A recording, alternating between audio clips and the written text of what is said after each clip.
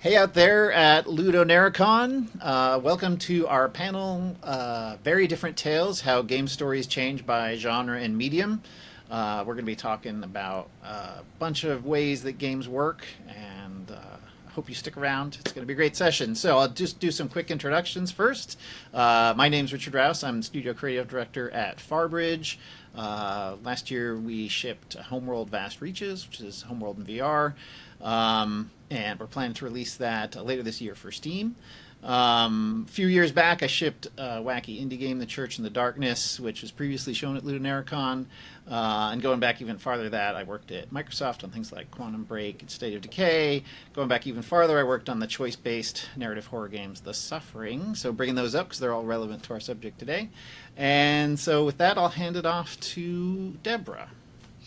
Hello, everyone. I am Deborah Henderson. I have a rather useless degree, which is to say I have a PhD in cognitive psychology because I am a user researcher.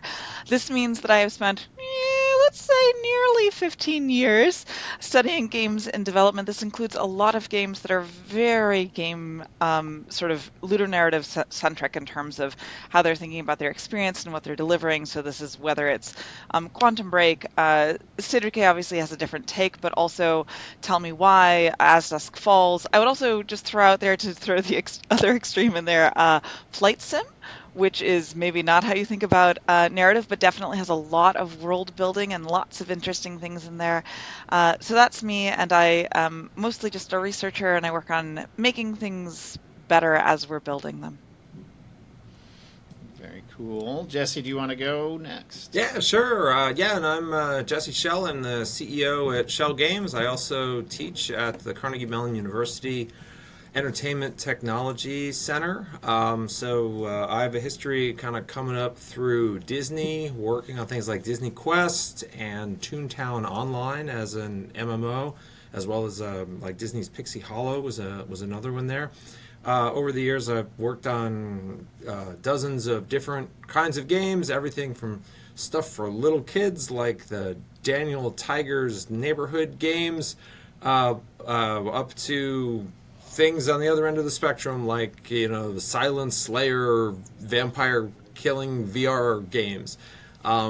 Best known recently for a lot of the VR games. Shell Games has done maybe about 20 different VR and AR games, including the I Expect You to Die trilogy and Among Us VR. Very cool, very cool. I kind of wanted to start it off just maybe at a basic level of just talking about why people play games in general that have stories in them, what people are attracted to in stories. And I know, Deborah, you spent a lot of time, remember we talked about this when you were at Microsoft and I was at Microsoft, of like researching what players get out of stories and why they care about stories in games at all. I just wanted to kick it off to you to see if you had a thought on that front. Sure. I mean, I think it is worth acknowledging that there are a lot of games that are wonderful games that have minimal story in them, right? Like I think about Vampire Survivor, I think about Slay the Spire, which I'm very excited the second one's coming out. Like there are games that are very mechanic driven, things like that. At the same time, I do think narrative adds something wonderful to experiences, right? It adds something that allows you to, oftentimes for players, to enable them to do something in a justified way. So oftentimes what we find with narrative is that people talk about it more than they talk about the mechanics, even though mechanics are probably something that would block them from playing or things like that, right? It is a reason to play. It is also something where I think it really just expands the emotional landscape of a game, right? It's not just about winning, it is about feeling feelings about characters, whether it is romance, whether it is tragedy, whether it is sort of irony, or whether it's just sort of humor, right? Like there's a much broader, I think, expanse of emotions that you can generate with narrative than you can with necessarily even a beautifully crafted sort of core loop. I don't know, Jesse, you have thoughts there? Oh, I mean, yeah, I think story is one of the main types of engagement. Sometimes break it down to about a half a dozen different kinds of engagement, and story is definitely one of those. Stories are just innate, not only I mean, not only stories as a medium, but stories are innate to human communication. I tell you a few facts about something, and you are making this story in your head about, like, oh, you're filling it all in, and because we care about things that happen to other people, and that's the magic and the art of storytelling. And when it's woven harmoniously into games, it makes it better than just a story and better than just a game. And so that's, I think, what people, trying to make interactive narrative, it's what we're always striving for. Yeah. Yeah, no, I've often thought of this, even if you have those amazing mechanics, there's got to be some sort of fantasy you're selling at some point of what do I get to do in this game? What do I get to be in this game that gets you in the door, and then you get hooked by the mechanics. But there's something, even if there's no plot, even if it's not story in the like conversation tree sense or something, it's still like very hooky as a what do I get to be? I always think about, there's games we think of as having no story. Like you look at checkers, you're like, well, there's no story there. It's just some red tokens and some black tokens. Yeah, but what happens to those tokens? Oh, they become kings, and the king they didn't have to call it that. They could have just said, oh, when you're double token, you can do this. No, we call it king because it gives you a hook for a little story here about like what's actually happening between these two sets of tokens. It speaks to the power of analogy, right? Like that if you give somebody a reason to ground a concept in something bigger than what they're initially thinking of or what is initially sort of generated by the concept itself, it becomes richer and lovelier. I think the other thing that Richard has sort of touched on is like narrative does drive our anticipation of the future in a way that, sure, mechanics can do that some ways, but I think narrative really has an advantage there where it thinks about where you want to go, where you want the ending to be. And that is so, like, the future is so important to the current understanding of the experience. And I think that's really wonderful about narrative. Yeah. Yeah, no, it's definitely something that, when I first got into the idea of making games, like as a kid and saw games starting to become more and more, complex over the years and stuff, I thought, and you alluded to this a little bit before, Jesse, of like the interactive narrative, the narrative that has some choices. And I thought, this is going to be better than movies because in these I can like make decisions and things will happen differently. And that was really why I got into games and still what I try to do in games when I can. The schedule doesn't always support the interactive narrative you dream of or whatever, but having that thing where my choices matter or something happens. And I know, Deborah, you've worked on a number of these from like Quantum Break to State of Decay that have like some of those choice elements in them. And I'm sure like studying how players played those, I'm just curious if there were any, did you find that the games with choices were extra hooky to players getting attached to them? Or was it the reason people came to play those games? Or was it just a nice extra thing? Or I don't know. What did you find?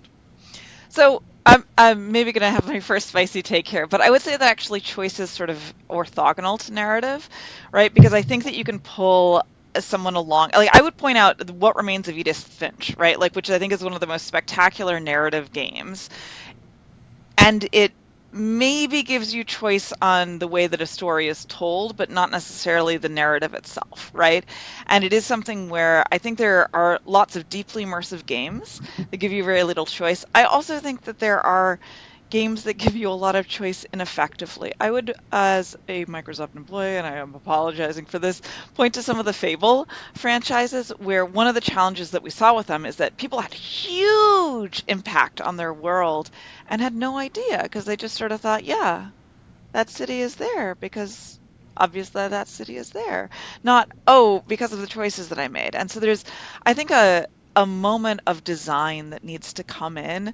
I think one of the best versions of this is, and I think part of why the Telltale games did so well is that moment in the original sort of Telltale Walking Dead story where you get to kill someone or not and Clementine reacts, right? And you throw a pitchfork either at a human or the bale of hay, and there's an immediate reaction. And when we looked at the data there, that was the moment where that game clicked for people, right? And similarly, when we've looked back at postmortems, that was the moment where for the designers that also clicked, right? Because they suddenly realized it's about impact. And I think for me, it's not about choice, it is about impact to an incredible degree, right? Yeah, I mean, one thing I'm always pointing out to students is people always talk about, well, in a linear narrative, in a movie, in a book, you have no choice. You're not making any choices. And that's not true at all. You constantly make choices. You're watching the movie and you're like, oh, you shouldn't go through that door. Going through that door is the wrong thing to do. Oh, right. So you're making choices. You just don't have control. You don't have agency. You don't have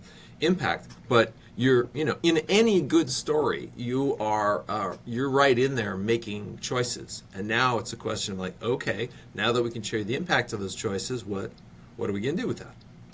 Yeah, I love that. I think that's true too. That like linear media can be interactive too. Like a mystery is a great example of that, where you're sort of solving the mystery yourself while you're reading. And if you're used to reading mystery novels, there's like forms of etiquette and how they're written. It shouldn't be a thing that the audience could never have seen coming. Red herrings are frowned upon in certain ways and things like that. So there's like a rules to like, even though a mystery novel, only has one ending and you're not changing what the characters do, you, the audience, are participating in solving the mystery. See if you can guess the right, the right killer before you get to the end or whatever it may be. I definitely, hear the impact story too about the Walking Dead game from Telltale, and it also had that text that showed up on the screen at the same time that just to make it super clear to everybody, Clementine will remember that, so it's not just like, oh, she always would have been mad no matter what. Right, so it's like, no, it's different, y'all. That was a big innovation. That was a very important. Yeah, it's innovation. like you have to, like, I always struggle with that personally, creating stuff, because I'm like, I want it to be this perfectly immersive world. Don't show the players the magic going on under the hood. But sometimes you want to say, no, there's some magic here. You should pay attention so that later when you make another choice, you're not just making no choice or not realizing you're making a choice.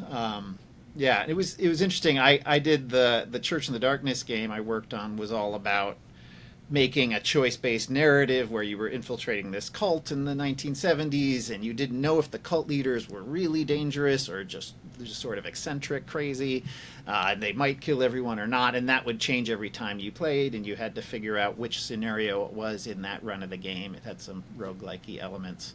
But yeah, the interesting thing was that it had this complex thing, but people, even though we had a disclaimer at the beginning saying it was going on, people would play it and say, I don't know, did something change? I don't know, I don't get it, I still don't quite understand.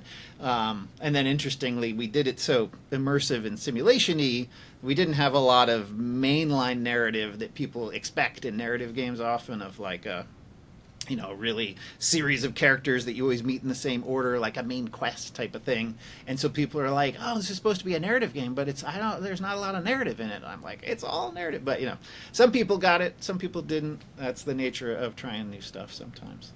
Contrast that with The Suffering, an earlier game I worked on that had choices that basically the game was the same until the end, and you got a couple different endings, and they were like subtler changes along the way, but it still felt like a very structured narrative the whole time, and people got it as a narrative experience as a result. So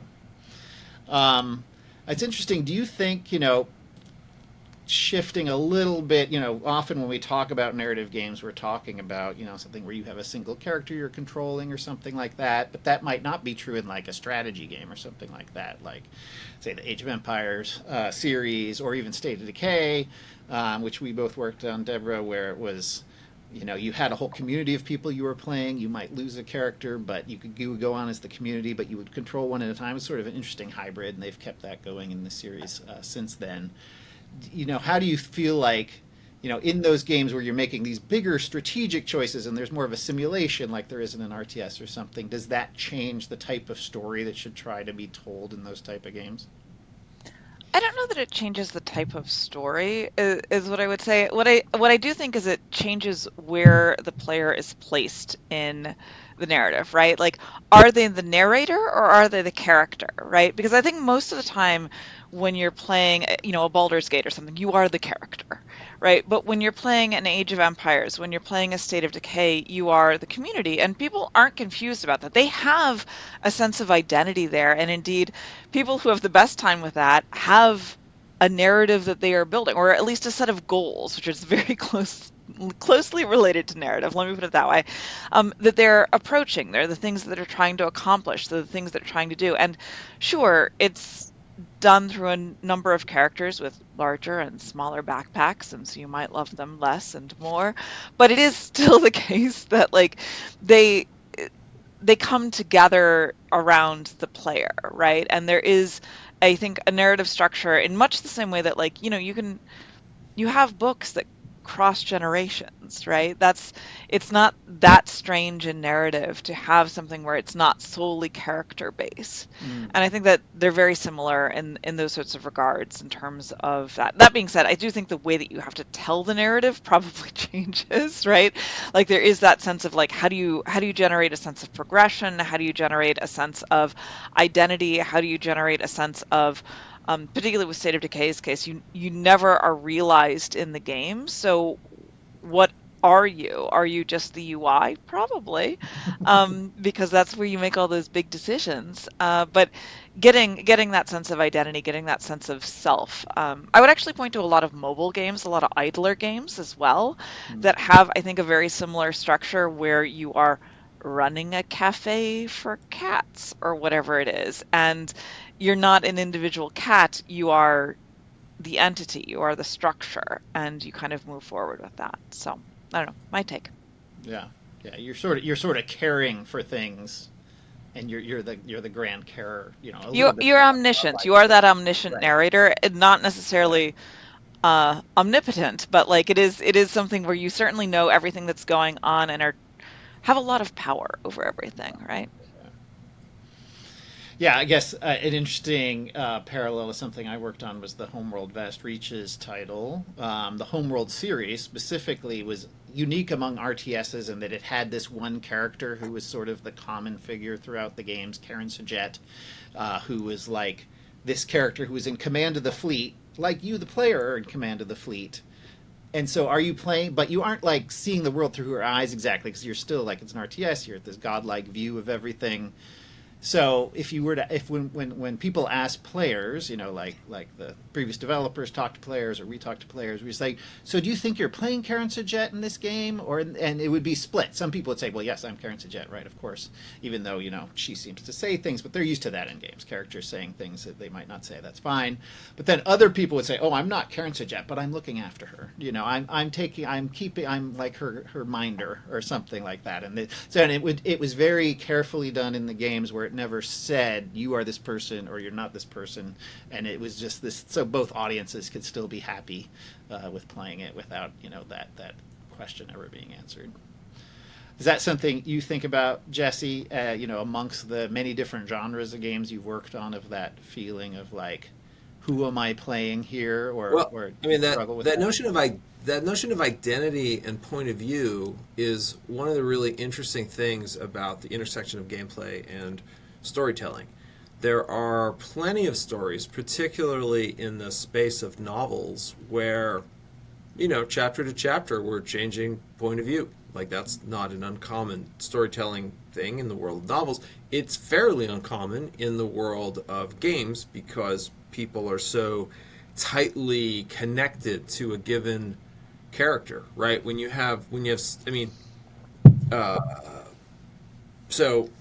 I think when it's done when people find interesting ways to have you kind of connect to, associate with, see these multiple points of view. In games, it feels very experimental and novel. In books, it's fairly common. There still are subversive ways it's used in books, right? I think about Fahrenheit 451. I think about Psycho. These are both stories that you start out kind of understanding a certain character as the protagonist, and suddenly something horrible happens to them, and now we're talking to this is very unsettling, right? It's a flip and a change. So I love games that experiment with point of view. We did one I'm very proud about called Enemy Mind, which is it presents like a side-scrolling bullet hell shmup kind of thing, but it's very strange because you only have like 5 bullets. And then you have no bullets, and then what the heck am I doing? And then it turns out you have this other button, and it shoots a ray, and whatever the ray hits, you become that. And so you've kind of wandered into this war between these two different factions, and you're constantly switching sides in the war as you take over this one and take over that one. And the way the storytelling works in it is every time you finish a level, we give you a little bit of storytelling, but whatever side you're on at that time, that's the part of the story you hear. So when you play it multiple times, you're kind of getting these different fragments from the two different sides. And it's interesting because you're gradually putting together this, piece by piece from these two different sides, but it kind of opens the whole question of like, well, who are you exactly that has wandered into this strange war? Anyway, there's just a lot of room for this experimenting with identity and narrative in games. I think it's a very fun place to experiment. Yeah. I would agree with that. It's interesting. I think there's a huge range there, right? You look at something like a Her Story, which is a kind of classic Lady and the Tiger story, right? Which is like you find all the things and it's still up to you what you think happened, right? And you look at something like a Stanley Parable where they just agree with you every single time, whatever you're doing. You make a terrible decision, they're like, yes, I double down on that, right? And then you look at something like a Disco Elysium, and they have such weird perspectives that they're bringing to your narrative choices, right? And they legitimately make fun of the player in ways that are sort of beautiful and things like that. Like they do a really good job of being like, no, it is creatively controlled in terms of the perspective that you're sort of driving through there. And I think the breadth that games can cover there is just amazing. And I think it's something where I struggle to believe there is a best in any of those. I just simply think that there are different tactics and something beautiful that can be happening on whatever your experience is that you're building, right? Yeah, totally.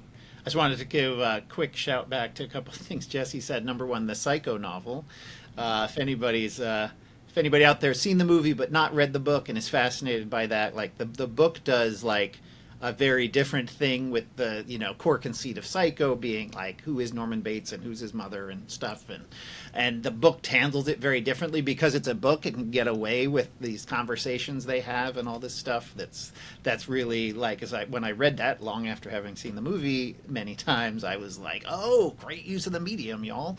So that was pretty cool. And then the other one, the shifting perspectives thing being common in other media, less common in games, particularly in first-person games. It's even less common, where it's like some first-person shooter or exploring game, and you like switch to other characters. And I remember when Call of Duty 4 Modern Warfare, who would have thought of the Call of Duty shout out at Lunaricon, but when it first did that thing where you then were playing a character who suddenly died and you switched to another character, it was like, oh my god, what did they do? This is incredible. And then they had like the No Russian mission later and stuff like that played up this like, oh, you can't really trust what perspective you are, even though you're first person, and sort of opened that up for that. And it was just kind of mind-blowing at the time. Yeah. Cool. So I wanted to, in this talk, I wanted to talk about how games change between genres, but also a little bit between mediums. And Jesse, you've given this great example before of sort of how you think of like PC gaming as different than, say, console gaming in like a living room, which is different than, say, maybe playing a game on a tablet or something like that. And you refer to the PC gaming as like a workbench experience, and tablet is like a reading nook. And I thought I thought that fit well of like how these things change a bit. So maybe could you go through that how you think about those things and how those are different? Yeah, no, it's I usually call it the notion of venues, because everyone's always talking about, oh, we got this platform, that platform, but the truth is platforms come and go, right? Used to be we didn't have tablets, and now we do, and so platforms are always coming and going, but the venues in our lives, they don't change very much. And so I try and relate gaming to these venues. And you talked about some of them. I think the hearth is one of the key venues, like the place in the house where we gather. The television has always been in the, has a history of being in the hearth. Console games live there. Contrast that with the workbench. The workbench is the place in the house where, no, I'm going to go here. It's private. I'm going to work hard on a thing. PC gaming, Steam tends to live there.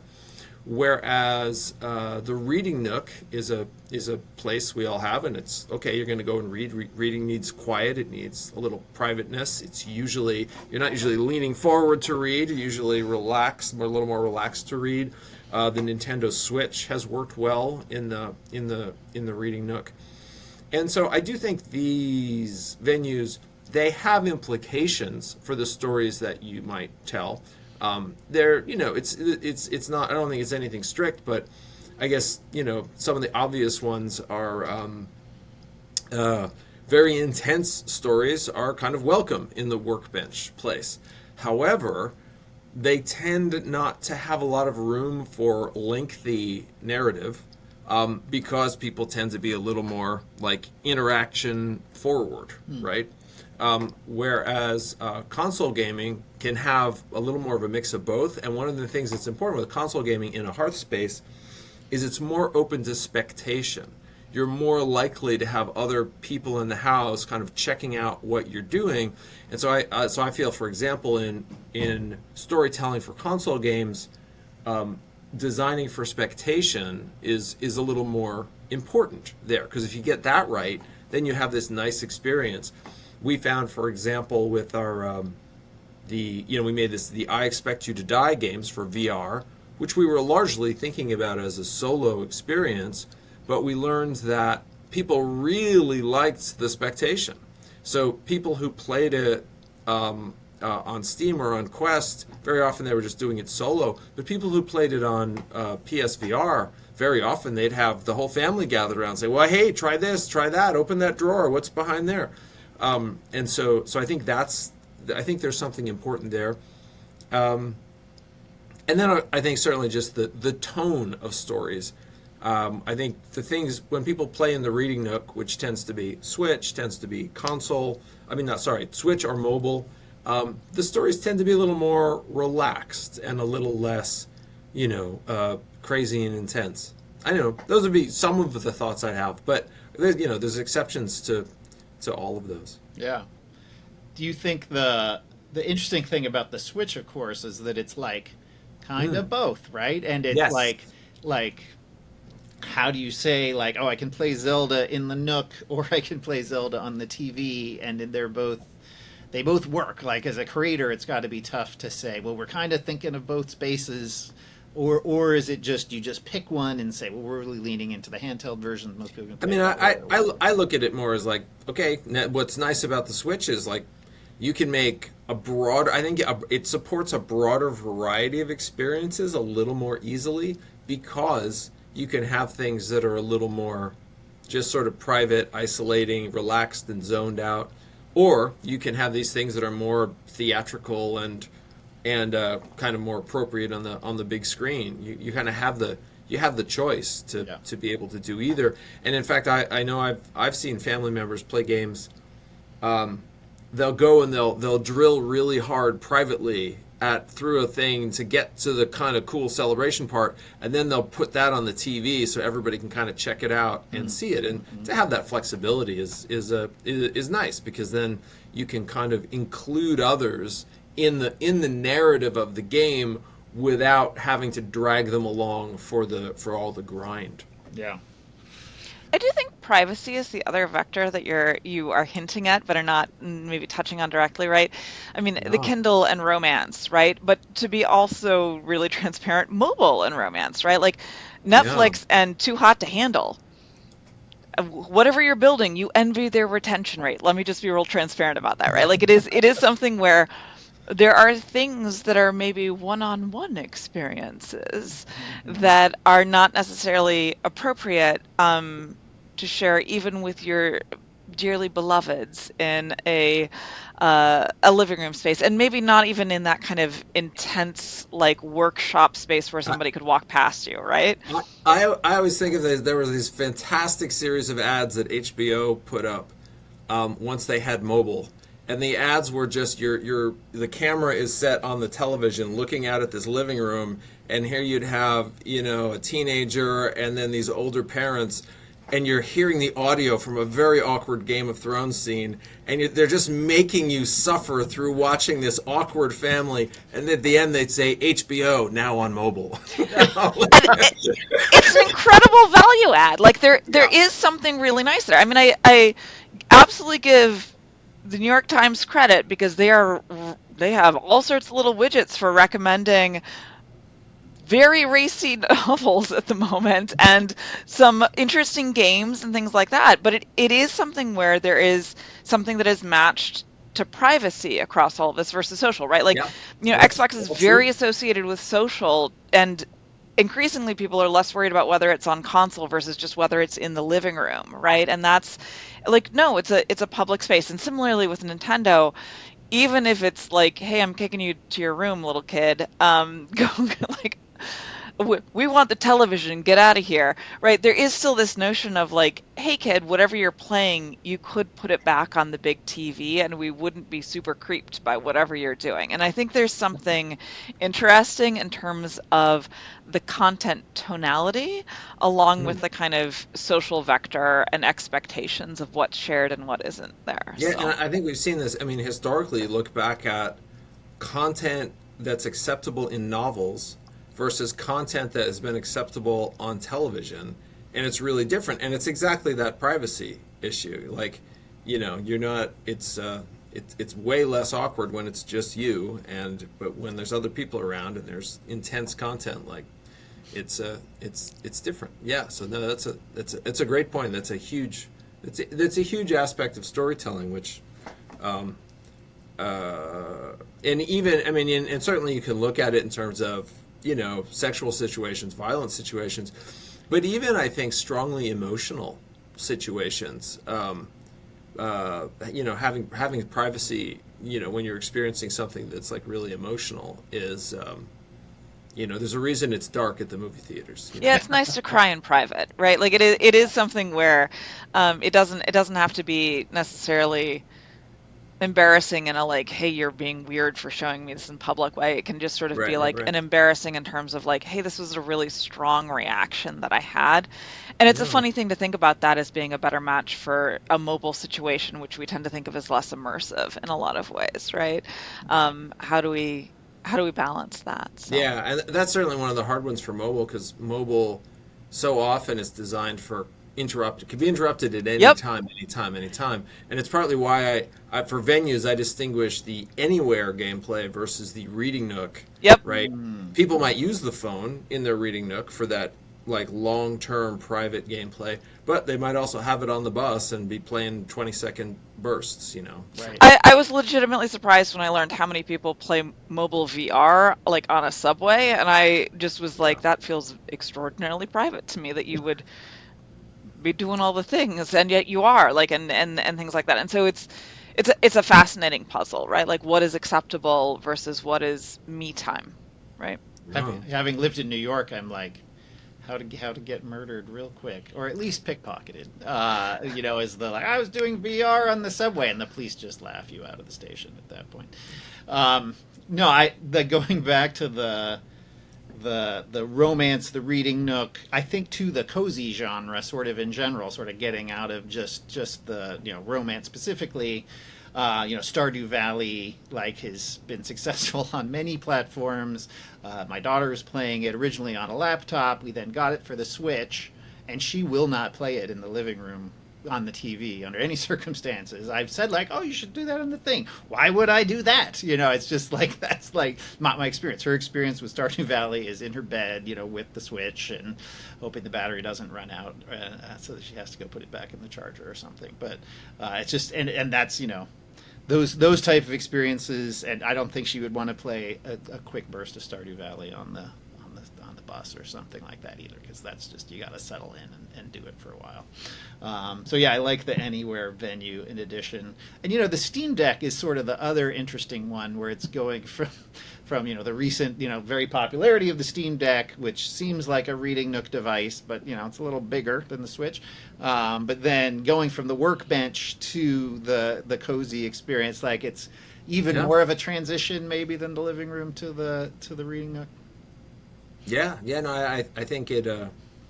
I mean, I think the whole point of that is to be like Steam has become such a place for such a variety of games, and I think people would like to play them away from their PC. I think that's Yeah. the long and the short of it. And so to be able to have, it's interesting that attempts to kind of bring PC gaming to the living room haven't really stuck, but attempts, the Steam Deck has been a much more successful attempt, Yeah. which says something. I'm not exactly sure what. Though I for mean, the I real, think yeah. privacy is easier, right? Like, Hmm. hi, Yeah. here's the thing you do for fun. Do you want to admit it to everybody and all its glory details? Or do you Right. maybe want to also have it when you're snuggled wherever you are Yeah. by No, yourself, right? because the difference between the reading nook and the workbench is really just am I leaning forward, am I leaning back, right? Yeah. Is pretty much it. They're both equally private in general, Hmm. so I guess that is an easier transition. Yeah, and I think the thought of too, I'm more likely to enjoy like a longer cutscene or something like that on the couch than I am at the workbench rather, Yeah. where I'm like, let's get back to the interaction. My hand is on all these buttons at once, and Yeah, I'm like, exactly. this is where I also work or something like that too. I need to be Hmm. doing things here, not just like being a little more passive, which you're used to being in the hearth type space. So wait, Um, does that make it more acceptable to watch cutscenes in sort of the reading nook, right? Like, is it the intensity of the PC, right? Where it's like, hey, it's not actually the large screen, which is oftentimes what people attribute to, like, oh, it's beautiful and it's all with the like all the pixels and the like Atmos and the things, right? As opposed to just being like, no, I'm relaxed and it's for me. I always think about there in the old days of GDC, they used to have a great panel called the Real Experts Panel, where they would have children up on stage, and a moderator would ask them questions about what they played and why. And this was in the late '90s when console was still kind of on it. It was in a very different place than PC was, and we had an audience full of people, largely PC gamers developing PC, and the kids were like, no, we prefer console games. And the audience was like, what? Why do you like them better? And the kids got in this little circle and started conferring. And then the lead kid says, yeah, we like console games better because we don't like to sit on the hard plastic chair in the den. Right? I'm like, oh my god, it's the furniture. The furniture is that's definitely part of it. Is people, there are some experiences where the comfort is important. yeah, absolutely. Um, yeah, and just I think that the there is a part of like how you make the experience tied to these different venues too. Of like, and sort of I compare it to like a movie that's really shot for the movie theater with the big Mm-hmm. screen. Like there's this Jacques Tati film Playtime, which is like unwatchable on a small screen because all the details of what's going on. It's sort of like a Where's Waldo of like all these layers of unrelated narrative happening in these tiny details. And if you see it in a 70 millimeter print in the appropriate movie theater, it's amazing. And if you see it on your phone or something, it's just you just don't even bother. And I think like I heard tell as movies became more and more viewed at home than they were viewed in the theater, let's say 80s, 90s or whatever, as that transition happened more, they would start shooting the movies a bit different to be like closer in on the action. And well, when this gets on TV, this part's going to be chopped off. So let's not make sure you need any vistas to get all the parts, and that sort of thinking. And I think there is some impact to that for games too, where that like we're going to have these long cutscenes. Well, that's not going to work in this type of genre, but it is going to work in this type of genre, and that may tie into the like, where are people going to be playing this thing? And I just think it's sort of an interesting thing to think about in making the game of like, well, where are people mainly going to be enjoying this since these venues are a little more, move around, just because it's on Steam doesn't mean it's always going to be Workbench anymore. So that is interesting. Deborah, go ahead. I was gonna say it comes up a lot oftentimes where people are discussing about how like what settings do you adjust if you're going like if you're in a handheld native version of your game versus a PC version versus a console version, right? Xbox Play Anywhere worries about this a lot, right? And it is, to your point, I was just this week in discussions about just how dark can your screen be if you're moving from a television to a handheld and things like that. And I think there's a really interesting question there. And to be honest, I think it parallels a lot of accessibility features where the answer that most people come up with is if I've enabled accessibility features, I can then just default to specific settings that help, like, that are accessibility features on console, but necessarily like everybody needs them on handheld or something like that when it comes to scale, right? When you think about like font resizing or things like that, right? I do think there's something around like how do you make sure that your game is presented differently in a way that is coherent for the particular screen that you are on. And I think that that's something that's going to just become a larger and larger problem, even if you're not reshooting everything in a singular fashion, right? That the nice thing about games is they are a little bit more dynamic, and you can offer a different experience across different screens, right? Totally, totally. In VR, we talk about furniture a lot because there are games that if you sit in a swivel chair versus a couch, the experience is radically different. Mm-hmm. There are games unplayable on a couch because you need to turn around and reach for something behind you. And so like the details of exactly where are you and what are you doing is important. Personalization, right? That's good. Yeah, you brought up VR there, Jesse, and I wanted to talk about how, again, the type of story you tell changes as you change between these mediums. Obviously, VR is one you've got a bunch of experience in. Is there a way you think of like, well, this is the type of story we can tell in a VR title, or is it different depending on the I mean, there's a bunch of different sort of slices of types of VR games too, obviously, but do you think it changes the story necessarily from what you do in a PC console or a mobile game? It is different. I think it has more to do with the strengths of the medium. One of the real strengths of VR is the presence of another person is much more real and potentially intense. So that's certainly a big storytelling opportunity in VR. I often think of it as I talk about Virgil a lot. So like in the Divine Comedy, right? The idea is, okay, we're going to go down into the underworld, but our protagonist doesn't go alone. Virgil, the writer meets them and says, "Oh, hey, I'll walk with you. I'm going to give you a tour." And that's one of the things that works super well in VR. Because you're first person and then somebody is with you, kind of bringing you through and talking you through things, which we don't normally do this. That's not normal in fiction. It's not normal in movies or TV. And part of the reason for that is the main thing with VR is this feeling of presence. That's central to the whole notion of VR. If you're not, everything in VR is about your body. So like, if I show you a scene on a movie of, oh, here's two people having a conversation at a restaurant, okay, I'm just watching it, that's fine. If I put that same situation in VR, there's two people at a table in a restaurant, you're thinking, why aren't they looking at me? I'm like right here. Mm-hmm. I'm like, well, it's weird that they don't notice me, right? And so that presence changes this. It doesn't let you be the invisible eyeball anymore. You have to actually kind of be there and be present, and that allows for some powerful storytelling, but it also makes for some different storytelling. Yeah. Corporeality is challenging, right? Whether it's other people walking through you or, I mean, it's great when you're just like, I'm turning my head and I'm turning the camera and things like that. And then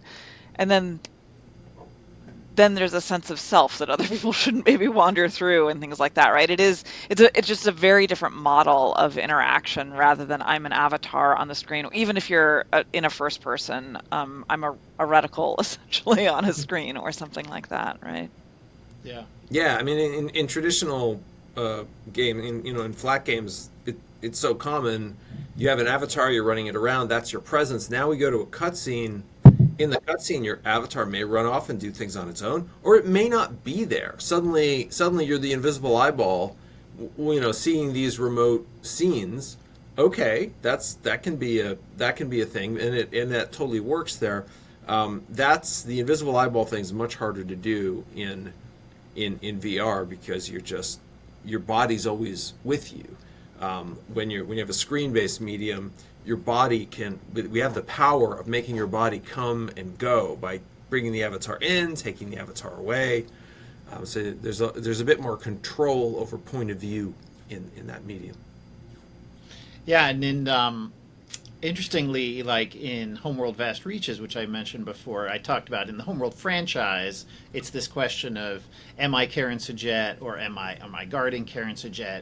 And then in the game, we wanted you to like have your hands, because it's, almost every VR game, you have hands that you move around. And if I have hands, whose hands are they, right? If I don't know if I'm Karen Sajet or not. So we decided, okay, in this game, you're going to be Karen Sajet, and there's another commander you play as well, and you're actually able to give commands with these hands. So we had to change the paradigm of that franchise a bit to say, no, in this one you're this, because it just felt too odd to not do that. And we did have the cutscene thing too of like, okay, now we're going to go see a shot of somewhere else.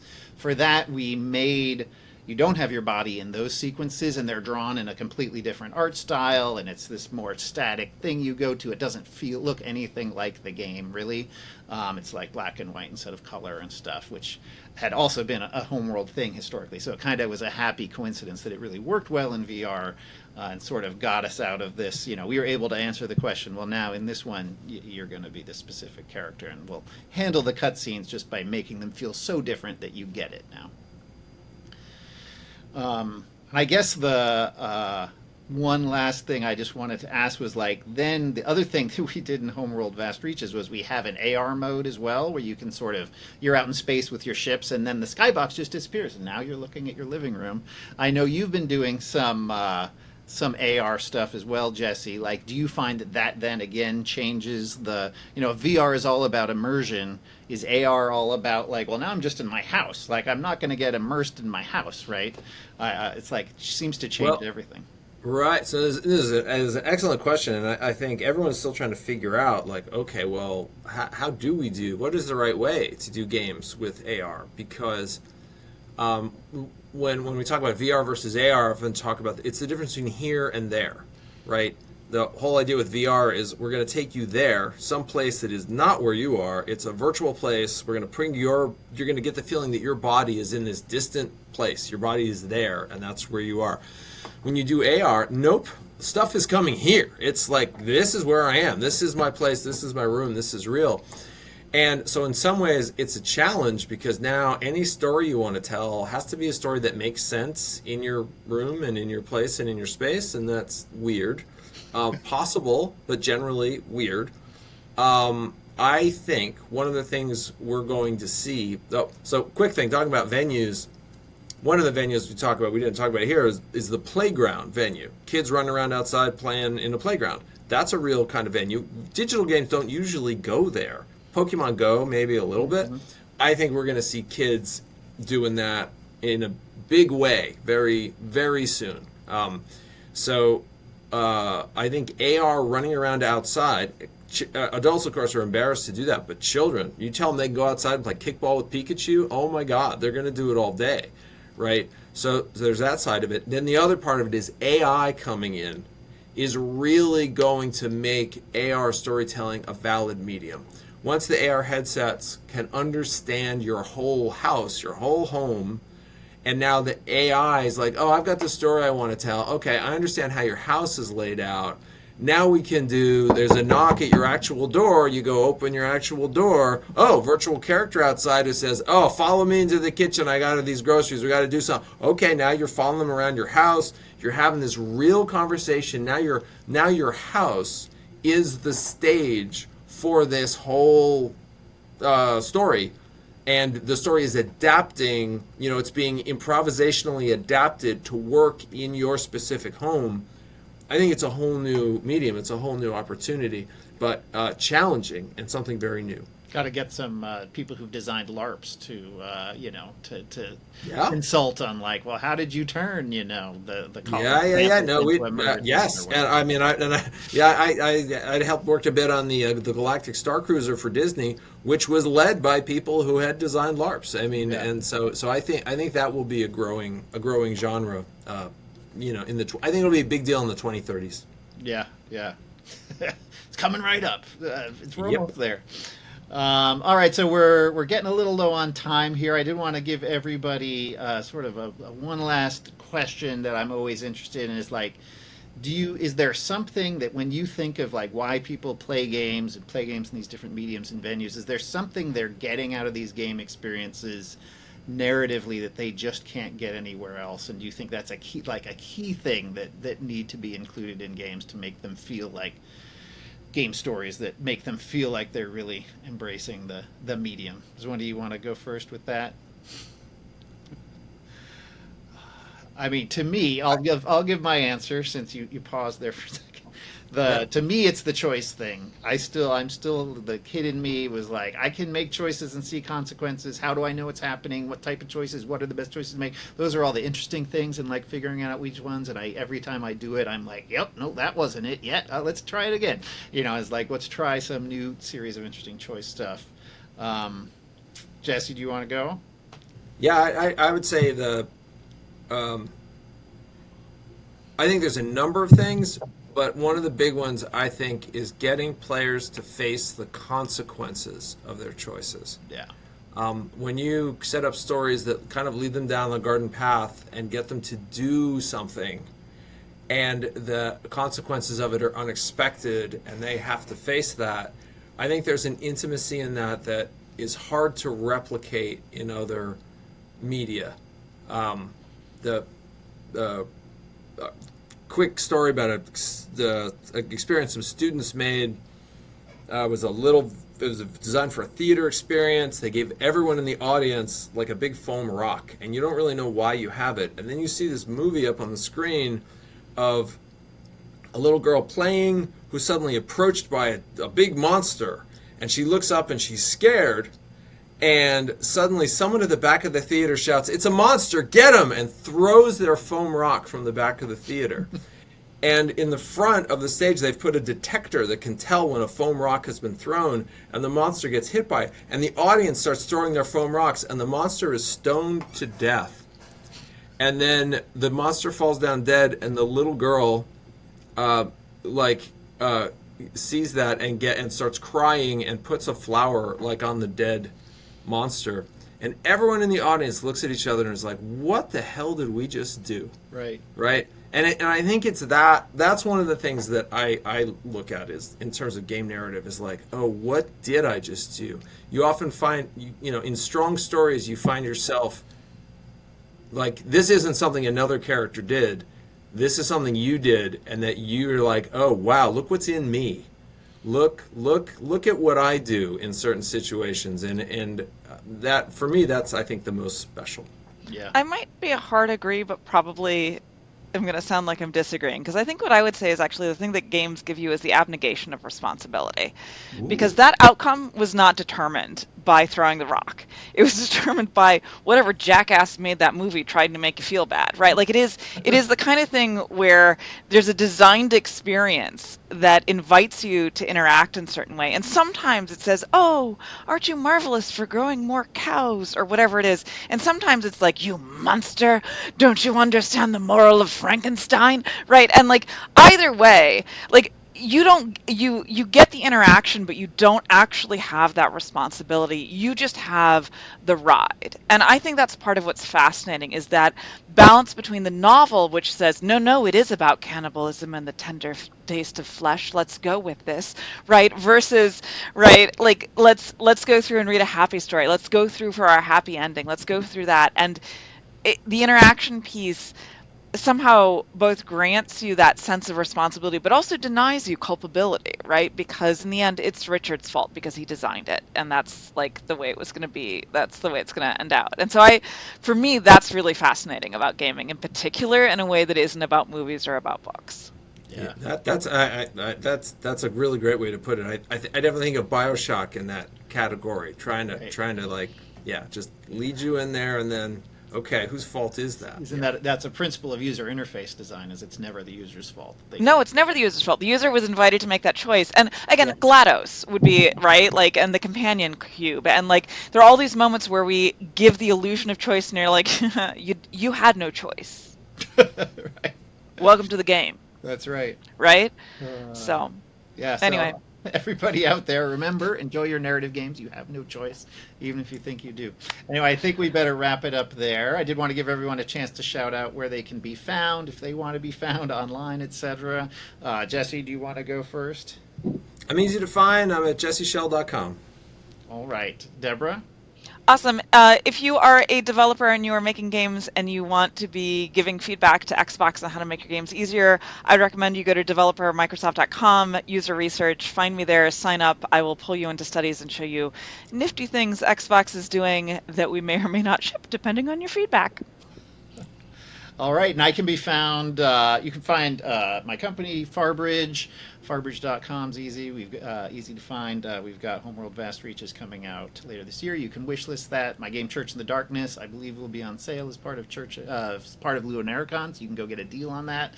And otherwise, I'm also Googleable in some places like Blue Sky. You might find me there.